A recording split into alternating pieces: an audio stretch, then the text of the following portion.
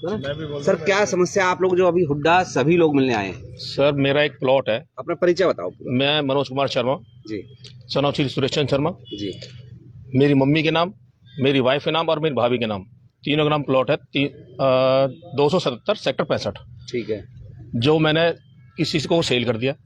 उसके बाद मैं उसकी एक उसमें कमी थी जिसके लिए यहाँ पे बार बार 5 महीने से चक्कर काट रहा हूँ। रोज आते हैं, हो जाएगा जी, कल हो जाएगा, परसों हो जाएगा। जब ज्यादा ही तो कहते हैं जी पैसे दो, पैसे लगेंगे जी। पैसे कौन मांगता है आपसे? नाम बताओ। नाम तो मुझे पता नहीं जी। नीचे बैठते हैं जी। नीचे कहाँ बैठते हैं बताओ? नीचे बैठते हैं, कोई अधिकारी होगा? IT सेल में नीचे। IT cell. हाँ ठीक है। नाम मैं जानता नहीं। अच्छा।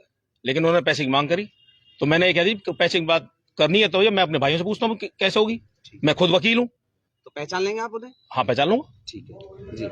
और अभी तक कोई काम हुआ नहीं है जी। हम सोच रहे हैं कि कैसे भी करके हमारा काम जल्दी से जल्दी कराया जाए जी।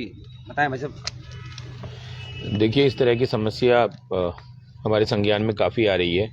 फरीदाबाद के अंदर ऐसे काफ़ी मामले हैं जो काफ़ी समय से लंबित हैं। लोगों के प्लॉट धारकों ने अपने प्लॉट बेच दिए हैं और जब भी कोई प्लॉट बेचता है और कोई खरीदता है तो उसकी एक मियाद होती है, एक समय होता है, 45 दिन 60 दिन पेमेंट का एक समय होता है। लेकिन यहाँ हुड्डा में देखा क्या जा रहा है कि प्लॉट बिक जाता है, उसके अंदर कोई छोटी मोटी किसी तरह की कोई कमी होती है या कोई परेशानी होती है, कोई कागजों के अंदर किसी तरह की कोई दिक्कत होती है, तो वो लोग जब हुड्डा के ऑफिस आते हैं अपने काम को कराने के लिए, तो जो काम 2 दिन 4 दिन या 5 दिन के अंदर होना चाहिए हुड्डा के अंदर, उन कामों के अंदर प्लॉट धारकों को 6-6 महीने और 7-7 महीने तक चक्कर काटने पड़ते हैं, जिसकी वजह से जो डील करी होती है वो भी खटाई में पड़ जाती है। सेलर और परचेजर के आपस में झगड़े हो जाते हैं। अब ये जो भी डीलें होती हैं इनके सबके माध्यम कहीं ना कहीं प्रॉपर्टी डीलर हैं। बिना प्रॉपर्टी डीलर के आप समझ सकते हैं कोई भी व्यापार कोई डील नहीं हो सकती।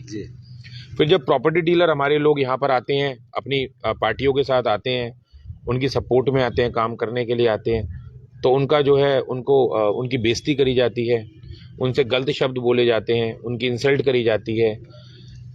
ये बिल्कुल भी मतलब बर्दाश्त से बाहर हैं चीज़ें। गलत काम जो है, अगर किसी तरीके से आप 6-6 महीने तक फाइलों को नहीं कर रहे हैं, उसके बाद जब अपना कोई व्यक्ति किसी के साथ आ रहा है कि इस काम को जल्दी कर दीजिए, रिक्वेस्ट कर रहा है आपसे, तो आपका फर्ज बनता है आप सीट पर बैठे हैं, आप उसका काम समय से निभाएं, जल्दी करें उसका काम के, ना कि उसको धिक्कार करें। आप रियल एस्टेट के उद्योग से जुड़े हुए लोगों के प्रधान भी हैं, क्या आपने इस बारे में शासन और प्रशासन के लोगों को अवगत कराया? देखिए, अभी ये जो मैटर है मेरे संज्ञान में 2 दिन पहले ही आया है। शनिवार और इतवार की छुट्टी थी। आज सोमवार को हम लोग इसीलिए एकत्रित हुए कि शासन में, प्रशासन में और जो यहाँ पर लोग काम कराने आते हैं उनके बीच में एक अच्छी अंडरस्टैंडिंग और कोऑर्डिनेशन हो, किसी तरह का कोई झगड़ा और वाद विवाद ना हो।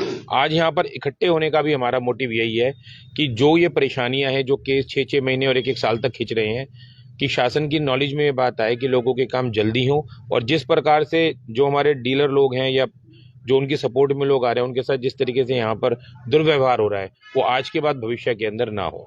तो ये हमारी प्राथमिकता रहेगी। इसका नाम हो, नाम बता सकें कि इस तरीके का व्यवहार वो लोग करते हैं?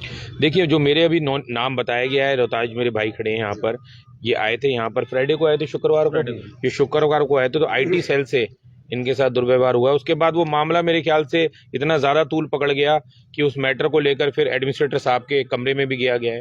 वो एडमिनिस्ट्रेटर साहब ने दोनों पक्षों की बात को सुना है और दोनों पक्षों की बात को सुनने के बाद तुरंत आदेश भी दिए हैं कि इनके मैटर के लिए जो है चंडीगढ़ फोन करके इस फाइल को तुरंत निकाला जाए। लेकिन ये मैटर इस तरह से पहुंचा ही क्यों? एक छोटी सी फाइल का जब कोई छोटा सा केस है और वो नीचे ही सॉल्व हो सकता था, तो एडमिनिस्ट्रेटर साहब की नॉलेज में ये बात गई, उसके बाद मैटर चंडीगढ़ में जाकर फोन करा गया। ये सारी बातें कुल मिलाकर एक तरीके से ठीक नहीं हुई हैं और इसीलिए यहाँ पर इकट्ठा हुआ गया है ताकि भविष्य में इस तरह की चीजें दोबारा रिपीट ना हो। रोहताज जी, आप बताएं क्या हुआ आपके साथ वाकया? देखिए, मैं आपको बताता हूँ। मेरा नाम रोहताज चौधरी है। मैं एक अधिवक्ता के तौर पर 12 सेक्टर कोर्ट के अंदर अपनी प्रैक्टिस करता हूँ। जैसा कि अभी जो मैटर चल रहा है उसमें ये मेरे भाई हैं, अपना मनोज जी, ये इनके बड़े भाई हैं और ये इनके पिताजी। ये तीनों अलौटी हैं। तीनों अलौटी मैं इसलिए कह रहा हूँ कि तीनों की जो वाइफ हैं उनके नाम पे प्लॉट है। ठीक है। अब मैटर क्या होता है कि 4 सितंबर महीने से इनकी जो फाइल है वो फाइल जो है निरंतर ठीक होने के लिए हुड्डा ऑफिस के अंदर लंबित है। उसके अंदर केवल क्या काम होना है कि जो हुड्डा ने इनको पोजेशन लेटर खुद हुड्डा के तरफ से जो जारी किया गया है और कन्वेंस डीड जो जारी की गई है इनके प्लॉट की, उसके अंदर जो एरिया है वो इनकी खुद की गलती की वजह से वो सिस्टम में गलत अपडेट है। ठीक है। उसके लिए इनको ये निरंतर प्रयासरत है। और आज 4 से 5 महीने तक यहाँ पर जूते घिसने के बाद जब उस फाइल को लेकर के मैं विजय शंकर जो नीचे बैठता है IT सेल में, उनके पास गया कि इस फाइल को किया जाए और चंडीगढ़ भेजने की बजाय इसको यहीं ठीक किया जाए, क्योंकि ये आपकी त्रुटि है, ये आपके विभाग की ओर से त्रुटि है। आप अपनी ओरिजिनल फाइल चेक कर ले, जो एरिया उसमें लिखा हुआ है उसको अपने सिस्टम में दुरुस्त करें। उन्होंने ये बात सुन करके, क्योंकि किसी भी तरीके का जब उन्होंने मेरे से पैसे की डिमांड करी, जब पैसा नहीं दिया गया तो वो मेरे को पकड़ करके उन्होंने मेरे साथ 12,000 रुपए। अच्छा, कौन है, नाम बता सकते हैं? विजय शंकर अच्छा, उन्होंने सिस्टम ऑफिसर के पद पर कार्यरत है। उसने 12,000 रुपए मांगे, पहले इनसे मांगे, जब इन्होंने नहीं दी तो वो फाइल पेंडिंग ये रखी। आपके साथ कोई गवाह के रूप में है? क्योंकि कई बार हो सकता है कि आपने इसलिए आरोप लगा दिया हो कि आपकी बात ना मानी गई हो।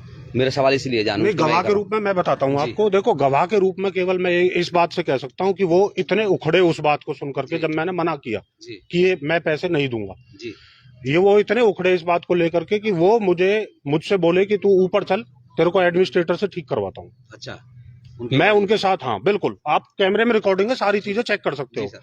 उसके बाद ये मुझे उनके PA साहब साकिर जी हैं, उनसे बात करके मुझे ऊपर एडमिनिस्ट्रेटर साहब के पास लेकर जाते हैं। लेकर जाने के बाद अंतराल में ये गाली गलौज करते हैं मेरे साथ CDO पे, और वहां जाकर मुझे बोलते हैं कि भाई अंदर आ, तेरे को ठीक कराते हैं। ठीक है। मैं अंदर जाता हूँ, एडमिनिस्ट्रेटर साहब बात सुनते हैं, वो तुरंत जो बात है वो बिल्कुल सही बताई जाएगी, तुरंत उनको आदेश देते हैं कि जो ये काम कह रहे हैं ठीक है, उसको करो, आप दुरुस्त करो और अपने सीट के काम को करो। ठीक है। मैं नीचे आकर के उनको बोलता हूं कि सर इस फाइल में ज्यादा लंबा समय हो चुका है, आप देख लो, क्योंकि आपके फाइल ऑफिस के मार्फत ही ये फाइल चल रही है और इसमें स्टैंपिंग आपकी तरफ से ही की हुई है। आप खुद देख लो कि ये फाइल कितने दिनों से आपके कार्यालय में लंबित है। ये उसका स्क्रीनशॉट है, आप देखोगे ये स्क्रीनशॉट है फाइल का जो चल रही है, ये स्क्रीनशॉट है।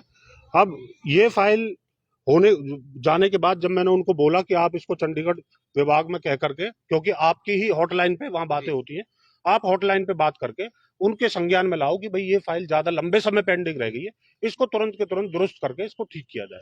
उन्होंने इस एवज में मुझे ये बोला कि आप मुझे काम नहीं सिखा सकते, मेरी सीट का काम मैं बखूबी जानता हूँ और मैं अपने हिसाब से जो काम करना है मैं करूंगा, आप मुझे मेरा काम मत सिखाओ। इस बात को लेकर ये बहस शुरू हुई थी, लेकिन मेरा केवल निजी तौर पर इस बात का सवाल ये है, जब एडमिनिस्ट्रेशन ने कह दिया कि भैया इनका काम करो, उसके बाद भी नहीं हो पाया, फिर आपको मीडिया बुलानी पड़ी, ये कारण हुआ। बिल्कुल। तो अब आप क्या चाहते हैं?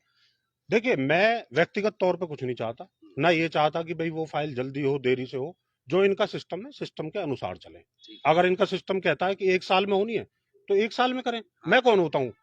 लेकिन हम इस बात की आवाज जरूर उठाएंगे कि जब वो त्रुटियां आपके माध्यम से की गई हैं खुद, और उसके लिए जो अलॉटी है प्लाट धारक है वो साल भर चक्कर काटता है और उससे पैसे की डिमांड करी जाती है, और पैसे की डिमांड पूरी ना होने पर उसको टॉर्चर किया जाता है, बड़े अधिकारियों की धमकी दी जाती है। इस तरीके का दुर्व्यवहार, मेरा ये मानना है, किसी भी फरीदाबाद के अलॉटी के साथ नहीं होना चाहिए। ये व्यक्तिगत मामला नहीं है, ये मामला सभी अलॉटी। आप एक काम करें अपना विनोद जी, आप मेरी बातों को सुन करके एक बार जितने भी अगर यहाँ 10-20 आदमी यहाँ घूम रहे हो, आप रैंडम किसी से पूछ के पकड़ लें, ये आप इधर देख लो, मैं नहीं जानता किसी को भी। आप एक काम करो, रैंडम, जो मेरे जानकार भी नहीं है, जो हमारी भीड़ में भी नहीं खड़े, आप रैंडम किसी से पकड़ के पूछ लो कि उनके काम कितने दिनों से पेंडिंग है। अगर मेरी बात में सत्यता हो तो उसको मानना, और सत्यता ना हो तो उसको मत मानना। सर, आप भी प्रॉपर्टी व्यवसाय से जुड़े हुए और कई जगह प्रतिनिधित्व भी करते हैं प्रॉपर्टी डीलरों का, और अब आपसे सवाल ये है कि जब आप लोग ही परेशान हैं तो आम आदमी को क्या न्याय मिल सकता है? क्या आम आदमी डायरेक्ट कोई प्रॉपर्टी खरीद सकता है, बेच सकता है? आम आदमी को परिचय जरूर दीजिए आप।